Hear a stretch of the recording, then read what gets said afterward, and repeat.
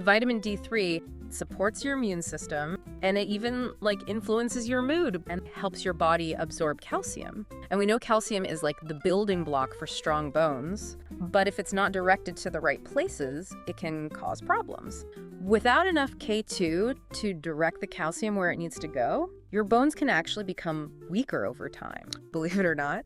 And without enough K2, instead of building strong bones, that calcium might end up deposited in your arteries. And that's not what we want.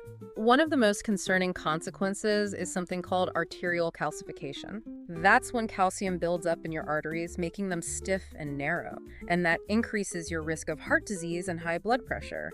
It's almost like the opposite of what people are trying to achieve when they take vitamin D. It highlights how crucial it is to have the right balance. D3 brings the materials, but it needs K2 to make sure they're used right. You have all this calcium floating around in your bloodstream.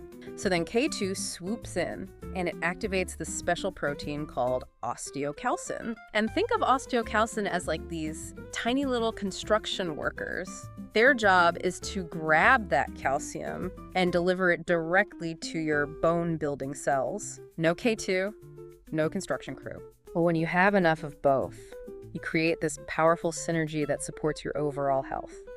Your bones get the calcium they need to stay strong. K2, it acts as a sort of bodyguard for your heart. By preventing that calcium buildup in your arteries, it helps lower the risk of heart disease and stroke, and even plays a role in heart health. And they don't stop there. Remember we talked about how vitamin D supports a healthy immune system? Well, that's even more effective when K2 is doing its job. So together, they help your body fight off infections and stay strong year-round. There are two main types of vitamin K2 you'll commonly find: MK4 and MK7. MK4 is like a quick burst of energy, while MK7 is more like a long, slow burn. MK4 is the shorter acting form of K2, and is primarily found in animal products like meat, eggs, dairy. Well, the best source is actually a Japanese food called natto, fermented soybeans. But if that's not your cup of tea, you can find smaller amounts in those fermented cheeses like Gouda and Brie, some organ meats, even grass-fed butter and egg yolks. For vitamin D3, the best natural source is sunlight.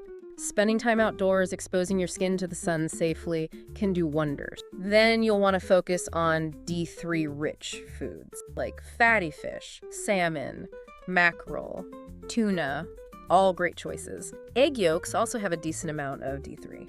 Regular checkups are always a good idea. Your doctor can assess your individual needs and make recommendations, and that might include blood tests to check your vitamin D and K levels. It can be challenging. That's why supplements are often recommended, especially if you're specifically looking to boost your K2 intake.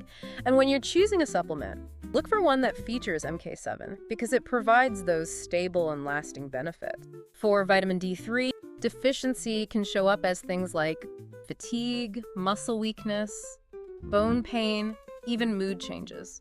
And for vitamin K2, deficiency can show up as things like easy bruising, excessive bleeding, or slow wound healing. I think it's important to remember that vitamin D3 and K2, while they can be incredibly beneficial, they're not a cure-all. They work best as part of a holistic approach to health. Balanced diet, regular exercise, stress management, these all play a role. These vitamins can be powerful allies in your health journey, but they're most effective when you combine them with other healthy habits.